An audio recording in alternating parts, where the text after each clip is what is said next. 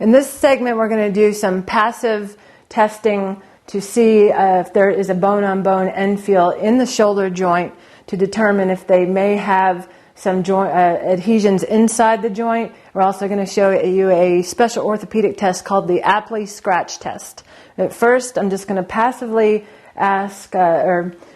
take Hank's arm out to abduction, and typically if someone has adhesions in the joint, they'll start to laterally flex their body because if they can't raise it up any further,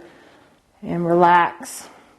There won't always be pain with frozen shoulder, it just depends on what stage they're in, but you'll usually always feel that bone-on-bone end feel, and they'll almost always flex their trunk to compensate because they only have this glenohumeral movement, and here the scapula is supposed to kick in and start to move up, but it doesn't because this is frozen, so they start to lean. The special orthopedic test, the Aptly Scratch test, will ask Hank to bring his arm up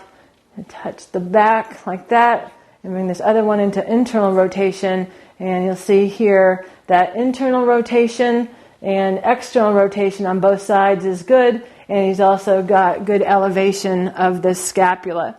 And relax, do the other side. Now, on the opposing side with right shoulder, the internal rotation is limited, and you can see he's starting to lean his body, and the external rotation is okay, but you can see there's a wider space in between here and here, and this scapula is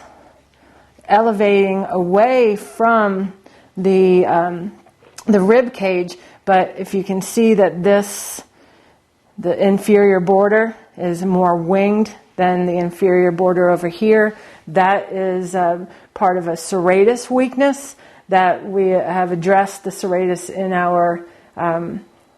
protocol, so that should improve through that treatment. And relax.